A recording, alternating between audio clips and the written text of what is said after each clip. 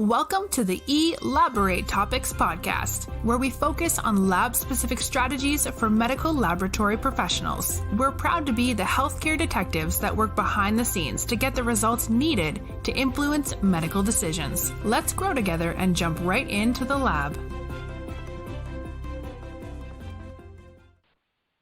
Welcome to another episode of eLABorate Topics. We are your hosts, Tywauna Wilson, Lona Small, and Stephanie Whitehead.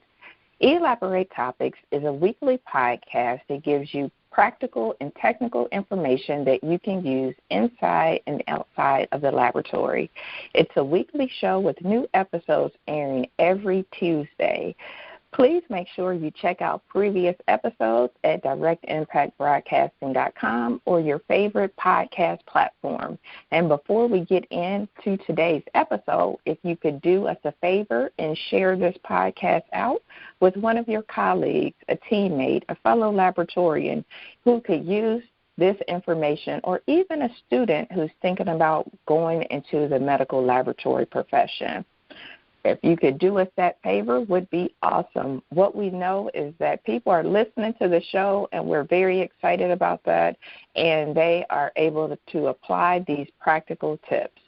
So without further ado, today we are going to talk about how to lead when your boss don't.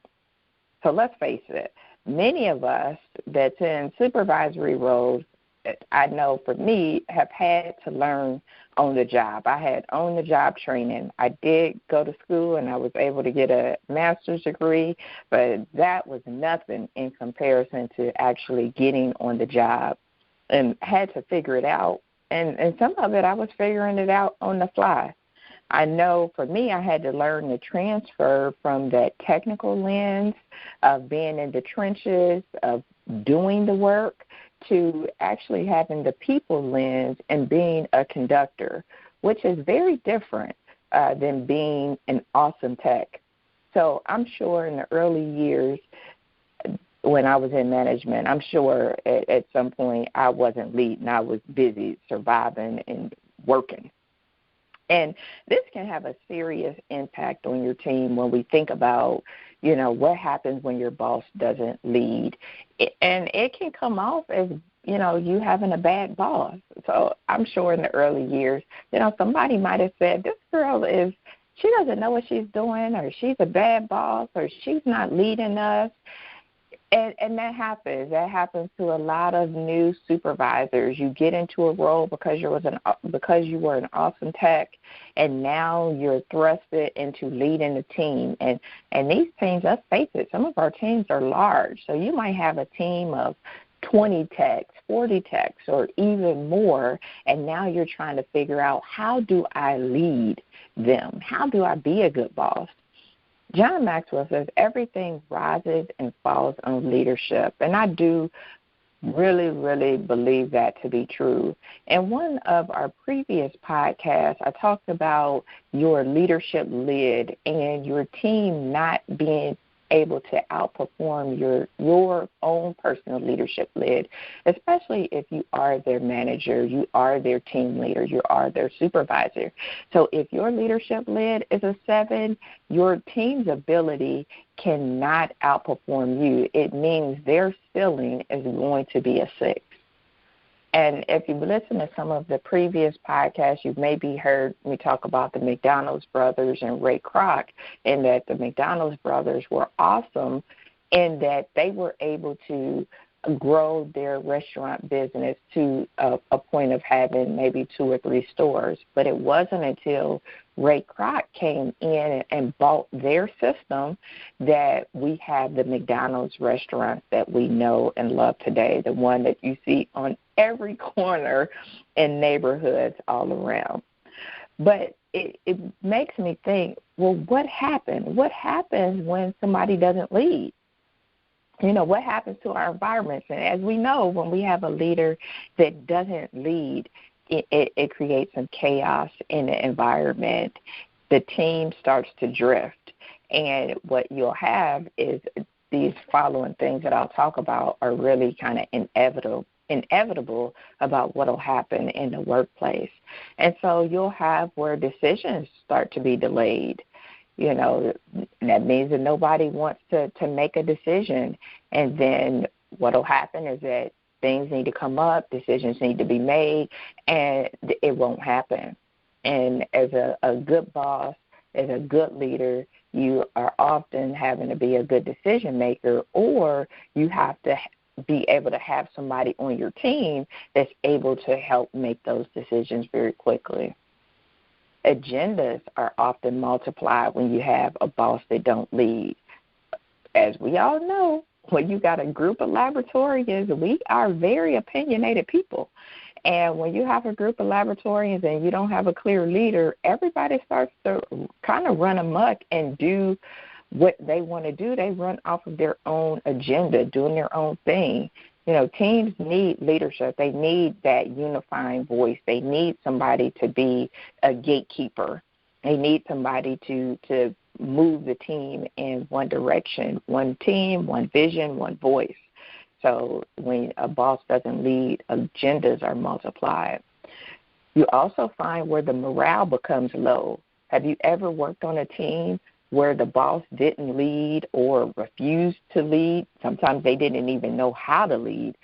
And the environment, the morale started to hit an all-time low. And as we talked about in one of our other podcasts where we talked about staff retention, when the morale is low, what happens? People start to leave. Napoleon Hill says that leaders are dealers in hope. So when the leaders are not present or not leading, people often lose hope and the morale starts to plummet. And that can have a serious impact on our team. Conflicts are extended. Think about that. Sometimes as technical people, we want to avoid conflict. I know by nature conflict can be uncomfortable, and it's not our first go-to. But as a boss, one of your most important roles is conflict resolution. And in the absence of you doing that, then what happens? Conflicts tend to last longer, and it inflicts more damage in your team than what you really needed. And now that conflict started to go on. So think about it. If you had a team member that was constantly coming back from lunch late, taking long lunches, and that means that the rest of the people that's in their department can't go to lunch on time because that person is always taking their lunch late. I actually had this scenario in my first supervisory role where I had a couple of offenders that they would go to lunch. They got 30 minutes for lunch, and they would be gone for, I don't know where they were going. It was almost like they had to go and, go catch their lunch, meaning that they had to go to a farm or something because they would be gone so long that the rest of the staff was like, wow, I can't even go to lunch. I'm in here busting my butt, and they are nowhere to be found. And as the supervisor, if you don't address that right away, it starts to build up resentment within the team. And they're like, well, as a supervisor, you are not addressing these issues. You are letting them run amok. So that means that you don't even care about me. You don't care about us. And we're working very hard for our patients, and we can't even go to lunch because my team member is nowhere to be found. And so, sometimes as a boss, not sometimes, a lot of times as a boss, you'll have those conflicts that you need to address. And if you don't, it can start to grow a cancer within your team and within the department. And another thing when a boss doesn't lead is that the production is reduced. When you have a good boss or a strong leader, they're pretty creative in finding ways to help others be more productive. Have you had that boss that you work for, and they just know how to put the bench assignments together so that everybody's working to their strengths? And you can tell when they or somebody else has done the bench assignments for them and just kind of put people places, and it's like, I don't want to work in chemistry today. It's going to be a rough day. Or in hematology, such and such is slow on differentials. It's probably going to be a long day. But good bosses are able to identify some of these needs and put people to where their strengths are. They're able to figure out what's needed and put a solution into place and put action into place. And so when you don't have a boss that won't lead, don't lead, can't lead, then you start to have these things come up. Delayed decisions, everybody on their own agenda. You start to have conflicts in the workplace. The morale becomes low, and people start to work slower. And as we all know with our turnaround times, we can't afford for people to work slower because our colleagues are dependent on us. What do you all think about that, ladies? You struck a whole lot of memories in me. I think you are right on the ball. And, sometimes the devil you know is better than the devil that you don't know. And, there will always be people in your organization that – because a lot of, understanding if your boss is leading well or leading not so well, is based on your perception of what they should be doing in a day, your perception of what the totality of their job assignment is, and your perception of what their job really entails. Everybody is working less hard than me. I'm the hardest working person in this department, and that's how most people think. But there will always be a person that you perceive as not working as hard as you. And so a lot of the things that we will talk about for our listeners today are tools that will help you manage through that, because you can truly have a person who is not leading or a person that you perceive is not leading, and then you decide to use, I'm tired of this, I'm going to another laboratory. Okay, well, they may be called Bob right now in your laboratory. They're going to be called Jim in the next laboratory, or Phil in the next laboratory. Like I said, the devil you know is sometimes better than the devil you don't know. But there are always going to be levels of varying personalities. Labs are run by people, and people have flaws. And so there will always be a person in each laboratory that is not as strong as somebody else in the laboratory. And a lot of that will give you tools in this podcast to help you lead through those things without having to force somebody else to change. Lona, what do you think? Yeah, Stephanie, I totally agree with you, especially at the level of how are you leading, because we'll never get to that ultimate level, and there will be people who may know a little bit more than you in some areas, people that you're leading may be looking on and saying you should have done it better this way or done it better that way. But then there are areas in which you're doing well, but a lot of times people could focus on the things that you're not doing well. And perception is important, especially if you're leading a team. If they're perceiving you as a poor leader, that's so vital for you to know and know the areas in which you're not leading well.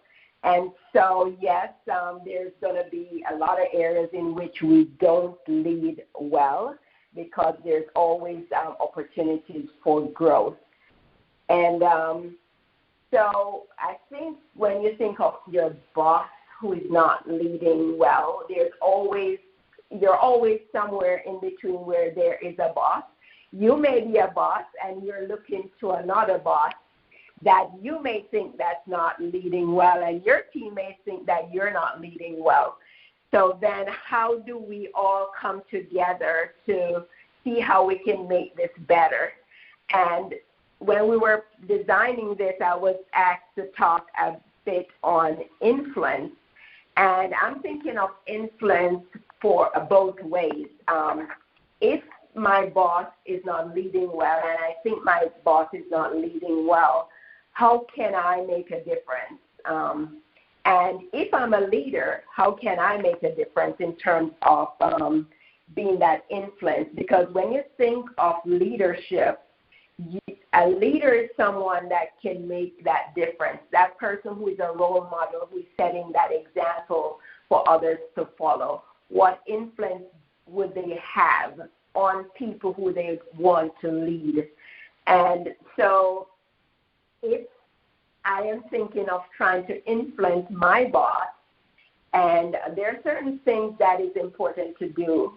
And I think, first of all, I need to be that example. So I have to start with leading myself. And a lot of times in order to lead yourself, there's just things that you have to do.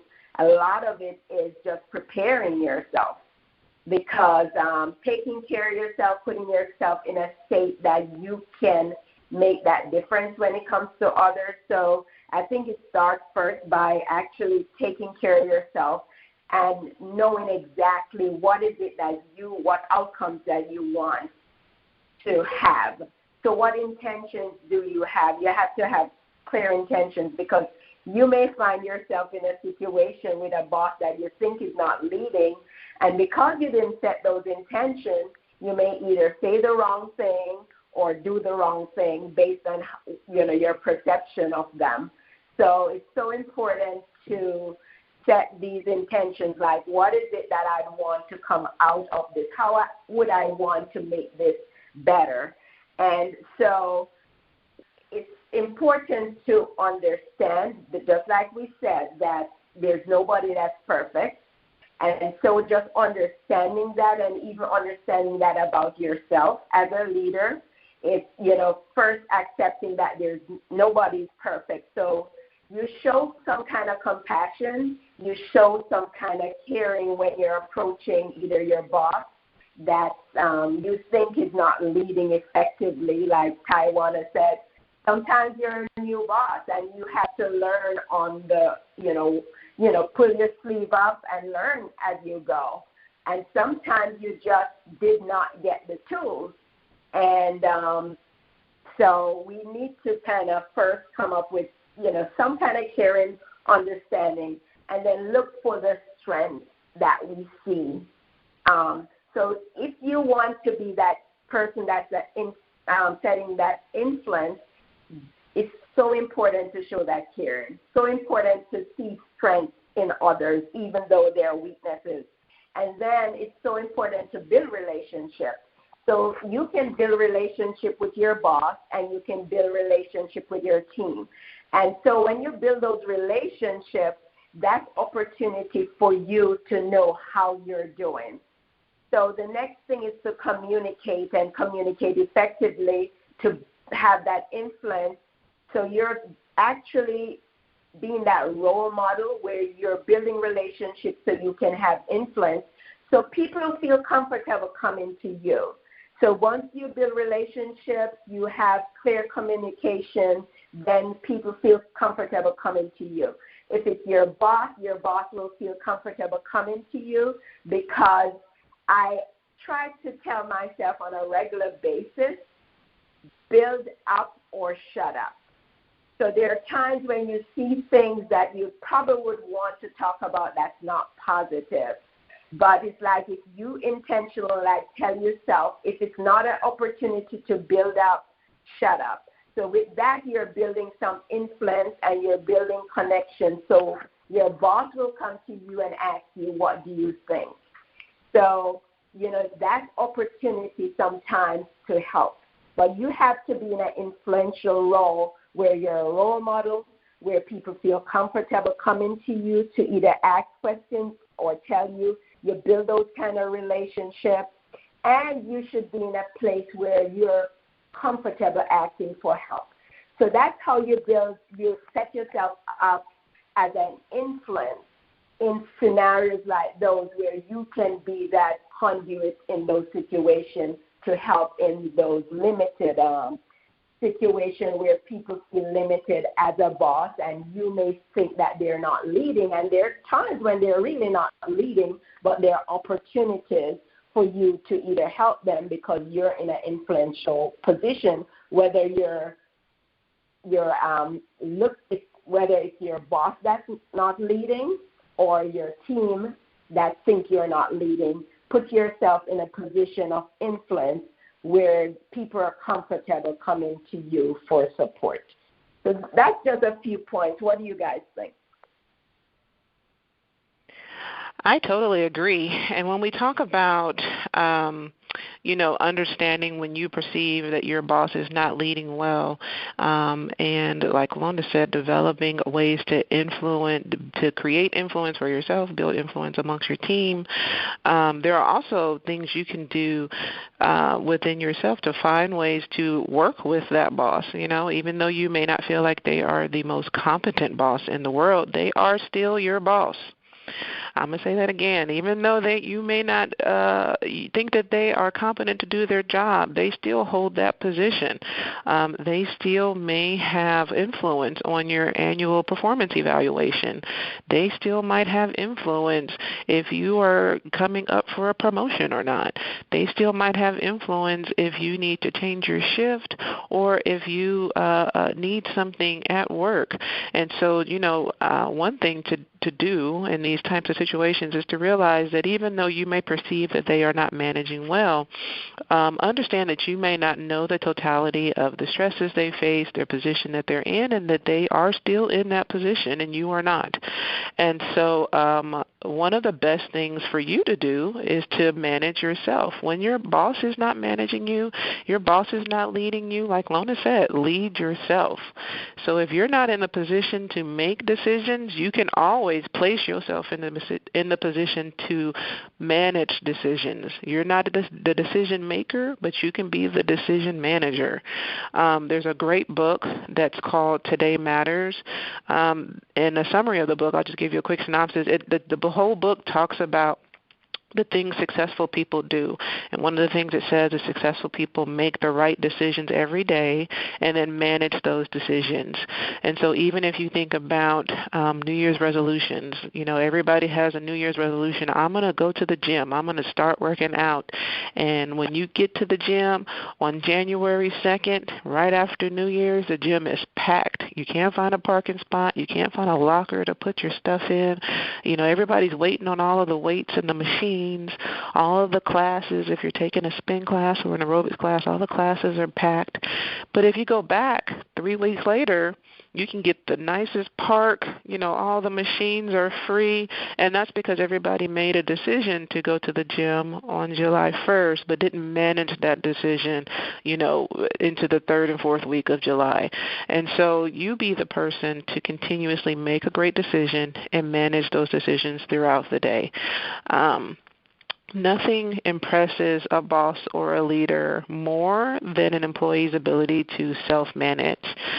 Because if, as a leader, and I can speak for myself in this, as a leader, if I perceive that you are a person I have to expend a lot of time and energy on, then you start to be perceived as a drain. A person who can manage themselves starts to be perceived as an asset or a value to the organization. And so all you can do in these situations is manage yourself. All you can control in these situations is you. You can't control another person. You certainly can't control another person who has a higher position than you. And so I would say that, like I said, this podcast is all about giving you tools and tips to help you excel in your career and in your laboratory profession or in the career that you are in. So the first tip I have for you is to manage yourself. Focus on you. And a couple of things for you to manage. One, manage your emotions. Learn when to display your emotion and when to delay your emotion. I tell people all the time, this is work. The reason we don't call this home is because this is work. This is not where you sleep. This is not where you are here to. We want you to have friends. We want you to make connections at work. But the main objective is to drive the organization's mission and vision home. And so if you don't have a ton of friends and you really are just here working with acquaintances to get the job done, that's also fine. But learn when your emotions need to be displayed. There's a time for emotions, and usually it's not at work, but there's a time for you to have an emotional response, and there's a time for you to delay that emotional response, and maybe to display those in an environment more appropriate, maybe around your family members or your friends that can help you understand them and help you manage them.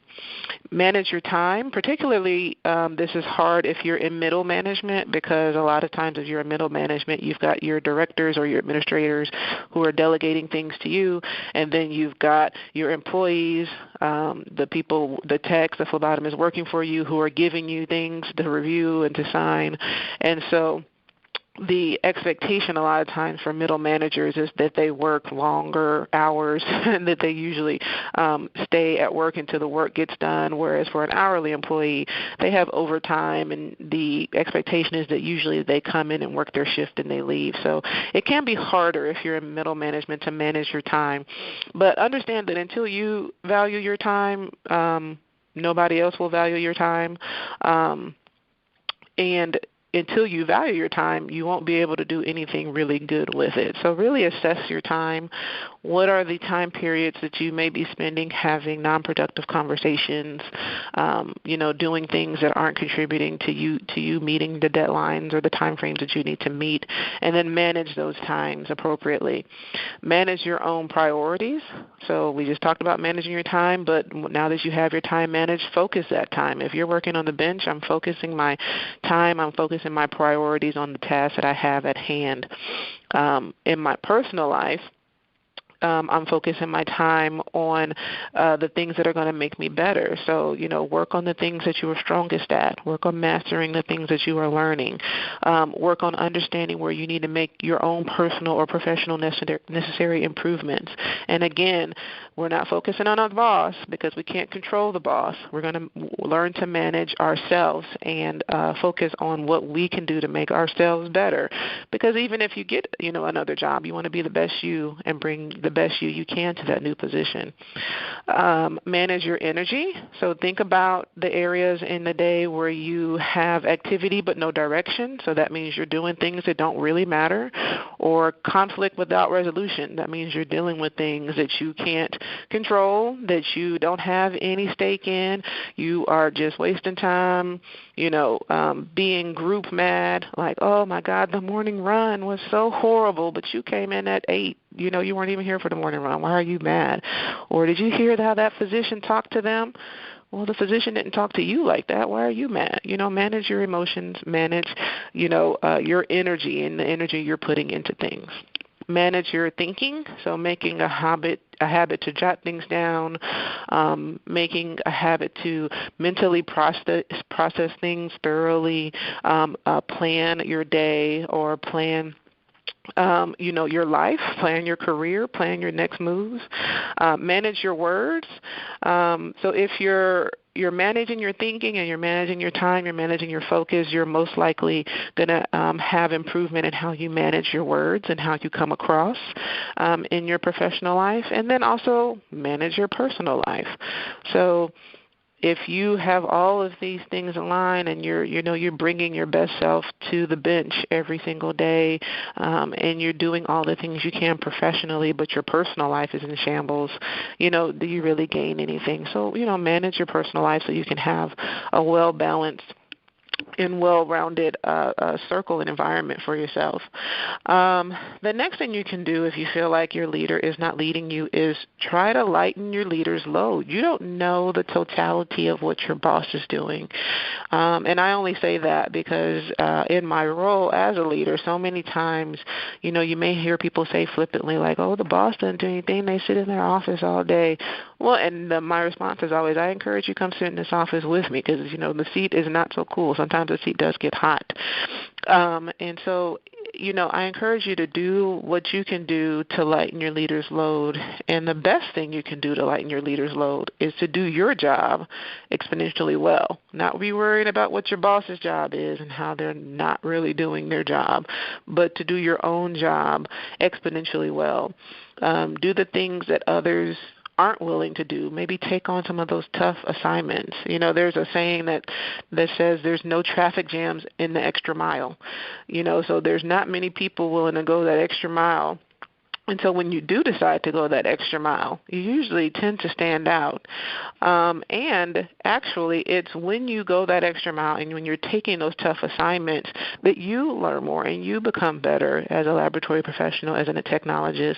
You learn resiliency and tenacity from taking on tough assignments. When we're bringing on, new automation, when we're bringing on, a completely new LIS or interface, the people who take on the tough assignments of staying long hours and helping with that build or helping with that validation or helping understand how we're analyzing those new normal ranges, those are the people who, even though these might be tough assignments, they're the ones who are getting that learning experience. So to be the first to step up and help do more than expected and perform tasks that are not necessarily your job, be willing to step outside of yourself and learn more. Like I said before, if nothing else, this helps give you experience for when you leave that bad boss.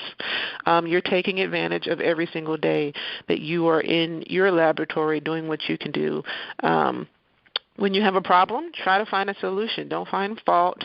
If you were like me and you enjoyed watching Charlie Brown or or reading the Peanuts comments back in the day, you remember Lucy and Charlie. And there's a comic where Lucy walks up to Charlie and she says, "You know what your problem is?" And she proceeds to tell him, why he's so terrible, and she goes, "You're just terrible at being terrible, Chuck." And so everybody remembers Lucy from Charlie Brown's comments. But think about, in your life, are you the Lucy in your laboratory? Are you walking around finding problems to just give to your leaders and then going back out into the lab to find more problems to just give to your leaders? And then, wondering why they're not getting all of these problems fixed quickly as you would like them to, because you're going out and just finding more problems. But when you find a problem, also bring them the solution. This one is a difficult one, but as a leader, I will tell you that I value the people in my laboratory who can do it, but be willing to tell your leader what they need to hear and not what they want to hear. So there are a lot of times as a leader, like I have my own timeline in my mind. I feel like we need to get this done within 2 weeks. And the techs on the bench will say, reasonably, Stephanie, with everything else we got going on and with the staffing that we have or with the new employees that we have onboarding, this is actually going to take about 4 weeks. I would rather somebody tell me that rather than just saying, okay, yeah, it'll take 2 weeks, and then 2 weeks comes, then it doesn't happen. So be willing to be bold enough and brave enough to tell your leaders what they need to hear rather than what they want to hear. And then where you can, manage up. Just support the vision even though it may not be your particular vision, where you can support the vision and manage up, because that just helps like the overall morale of the team. People can succeed even when dealing with difficult people when they have a positive mindset of moving past thinking about others, thinking about their managers, thinking about their directors, and decide to self-manage themselves and lead themselves and understand, like Lona said, your own personal power and your own personal influence. You may not have a good person around you that can manage, but you can easily take on the informal role of being a leader in your department. Be the change you want to see. There's so many times we say that, and we're talking about culture or society, but that also goes for your laboratory. Be a change agent. Deliver and produce under high pressure or stress. Be that person who creates momentum rather than uses the momentum or takes momentum. Be the person who helps move things along, helps make progress in your laboratory and create a positive environment that other people want to be around. Other people might just want to work your shift. Also, don't be naive, learn how to read the environment that you're in. Sometimes people's emotions do display at work, and so if you can tell that it's necessarily not a good day, maybe things are going wrong, maybe people that you report to are looking particularly stressed, know your audience. That's probably not the best day to bring forward all your good ideas. Don't let your ideas be rained on because you decide to introduce them at the wrong time. But, take every encounter that you have, and this is the best advice I would have for anybody in this situation, take every encounter that you have as a learning experience. I've learned a lot. I've learned a lot about how to do things great. I learned a lot about how to not do things or things that I don't want to do. But some of the things that you mentioned when you talked about influence and, making that greater impact, for those of you who haven't listened, we actually had a podcast around this with Kiana Cressman that talked about influence and impact. So I would highly recommend that you go back and check that out. But here's a couple of things that, as Stephanie was talking, it made me think about influence and really leading where you are, leading at your current level, especially if you want to move into leadership later. So what you do now is a good indicator of what will happen later. And every day is an opportunity for you to take on something, for you to start the lead.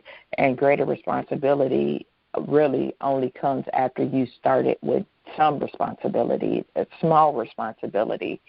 And it makes me think about we have a new grad, and we do daily huddles that are usually ran by a chemistry or a section leader, one of our coordinators, and they weren't available.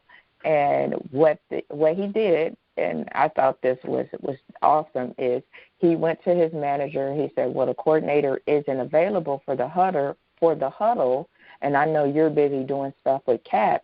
Do you want me to lead the huddle?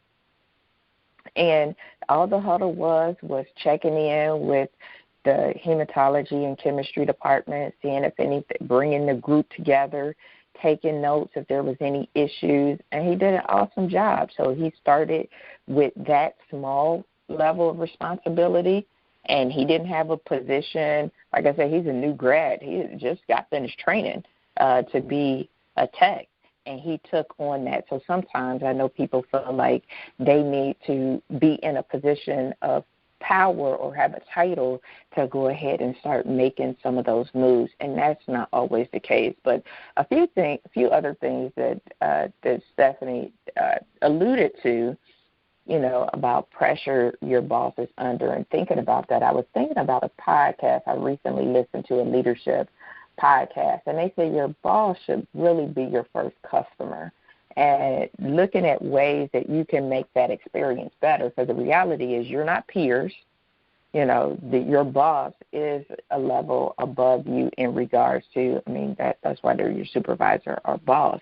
And thinking about ways you can really understand your boss, thinking about their pressure, thinking about their goals and objectives, and thinking about ways that you can help advance that at whatever level that you're on, being able to understand their preferred working styles.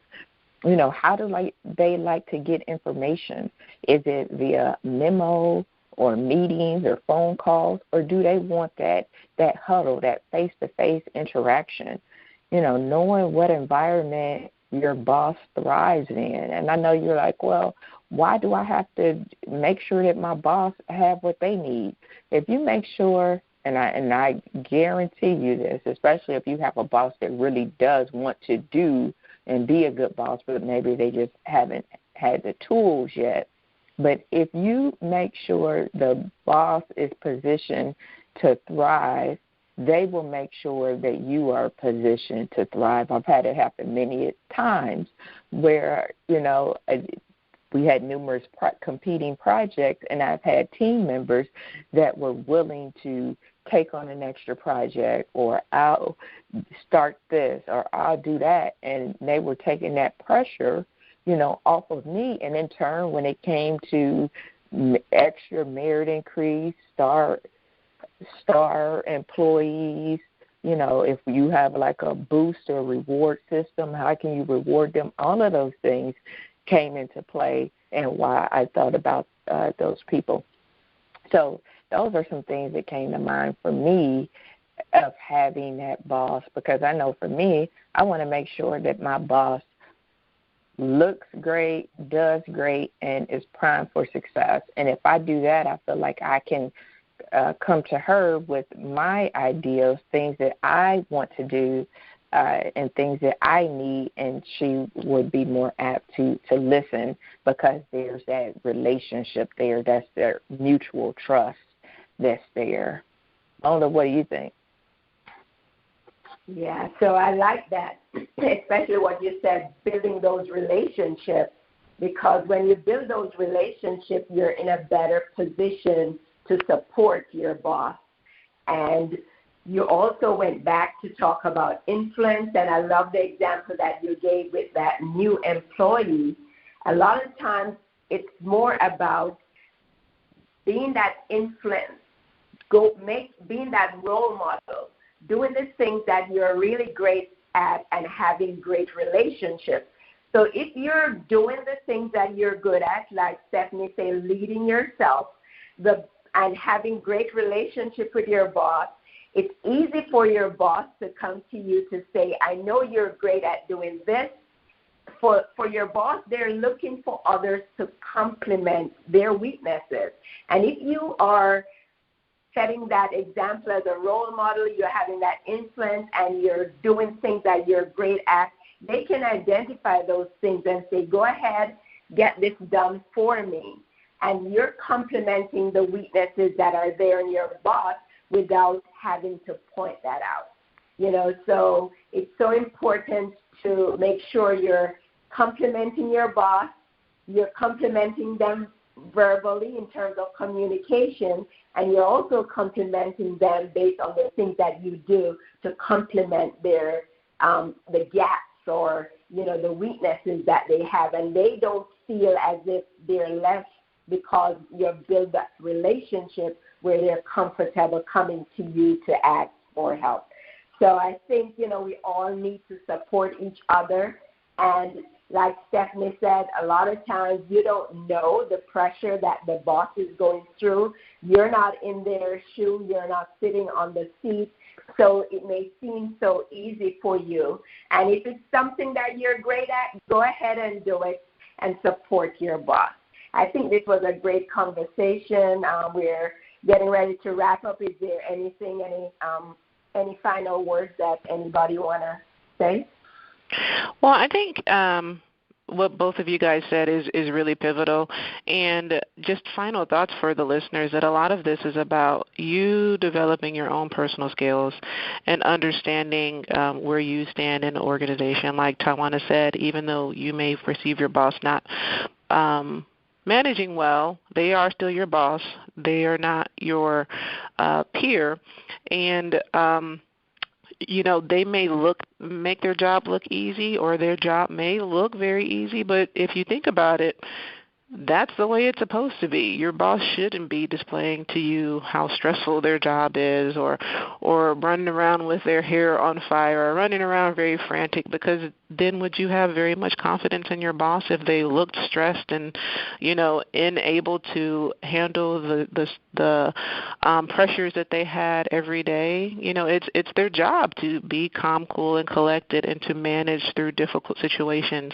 So even though you may perceive that as, their job is so easy, they're not doing anything, that just means that they're doing a good job of shielding you from some of the pressures that they may be undergoing. So a lot of this, like we said, is about you just having great personal skills, not falling into office politics, not gossiping, not spreading rumors, remaining professional at all times, checking your motives and understanding your emotions, what's prompting you to think certain things, what's prompting you to handle certain things a certain way, and then to regulate yourself, regulate the way you act, and regulate the way you handle every situation.